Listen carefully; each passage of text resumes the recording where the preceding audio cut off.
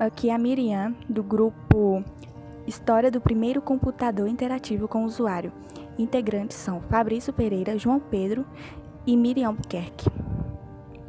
A história do primeiro computador interativo com usuário. Ao longo das décadas de 50 e 60, os computadores começaram a evoluir, permitindo mais cálculos. Só que eles ainda eram peças exclusivas de forças militares e do meio corporativo.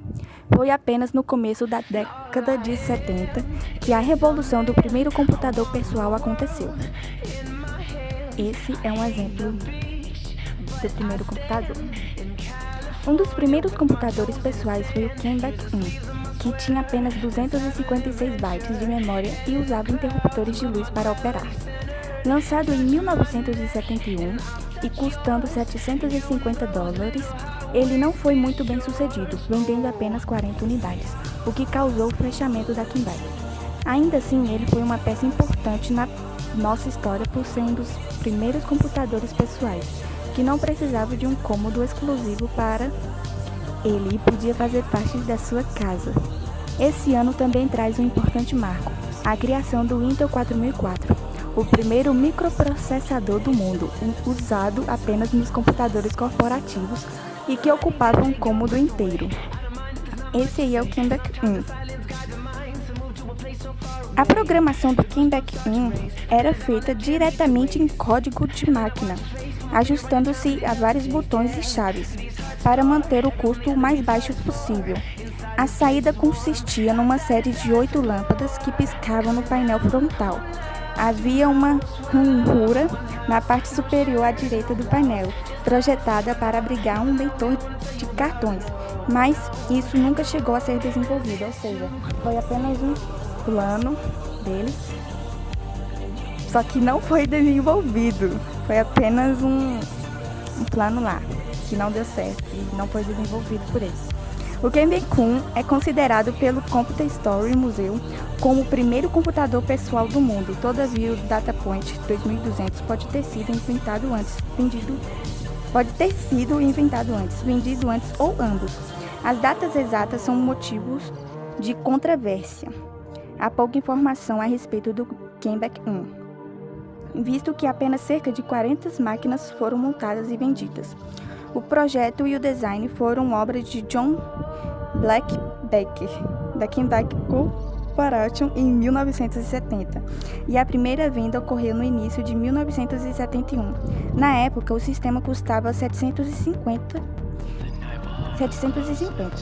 Em 1973, a Kenbeck Corporation fechou as portas e a produção do Kenbeck I foi interrompida. Ou seja, não deu muito certo e fecharam tudo. Foi em 1973 que o primeiro protótipo para o PC como conhecemos hoje surgiu.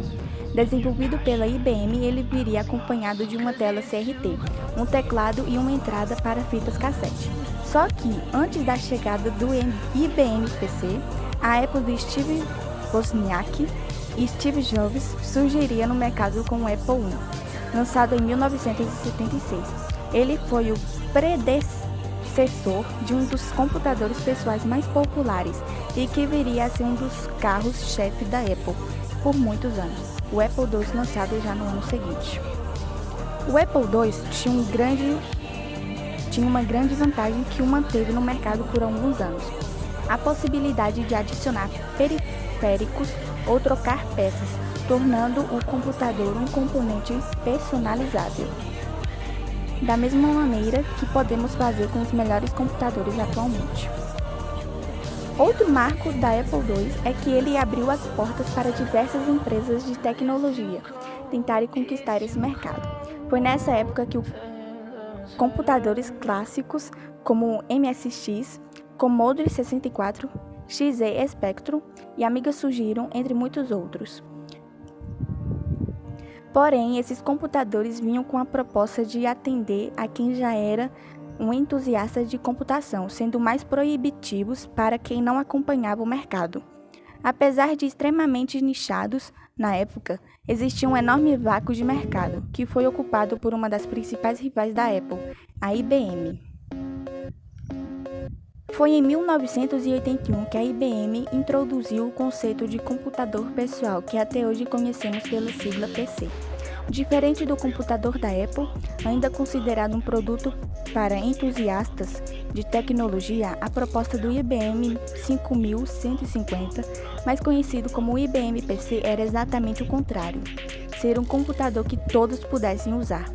A meta era a democratização do computador e, de quebra, o domínio de um novo mercado e a criação de uma nova necessidade para os consumidores. A Apple I foi logo aperfeiçoado, dando origem ao Apple II, lançado em 1977. Diferente do Apple I, que era produzido artesanalmente, o Apple II foi produzido em escala industrial, com um gabinete de plástico injetado e um teclado incorporado, bem mais parecido com o computador atual. O Apple II vinha com apenas 4K de memória, mas incluía mais 12K de memória RAM, que armazenava um interpretador básico e o software de Bootstrap, similar aos BIOS dos PCs atuais, lido no início do boot. Isso foi uma grande evolução, pois você ligava e já podia começar a programar ou carregar programas. Vinha equipado com processador MOS Technology 6502A1MHz, interface para cassetes áudios que permitia gravar e carregar os programas, uma saída de vídeo composto que permitia a exibição de gráficos até 16 cores, placa de som de um canal, teclado apenas para maiúsculas e 8 slots de expansão internas. Esse aqui é um exemplo do Apple I, que, como podem ver, já é mais antigo. E esse, o Apple II. Enfim, galera, foi isso. Eu cuidei da parte da dublagem, essa é a minha voz durante todo o vídeo, galera. Eu sou Fabrício, eu cuidei da parte do slide e de algumas pesquisas. Sou João Pedro, cuidei da programação e edição e algumas pesquisas também. Obrigada.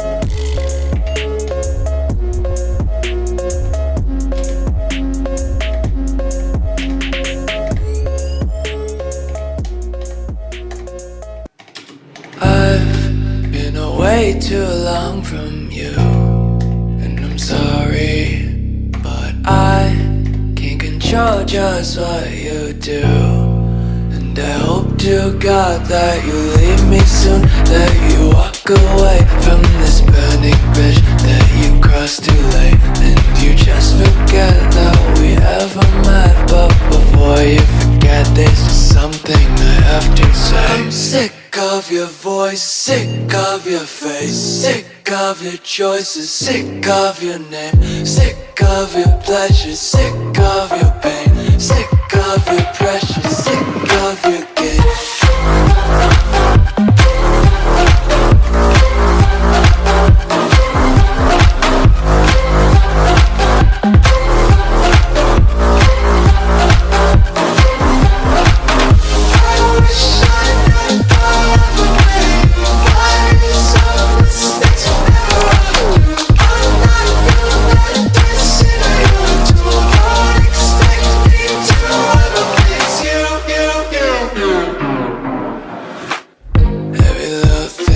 it seems to be about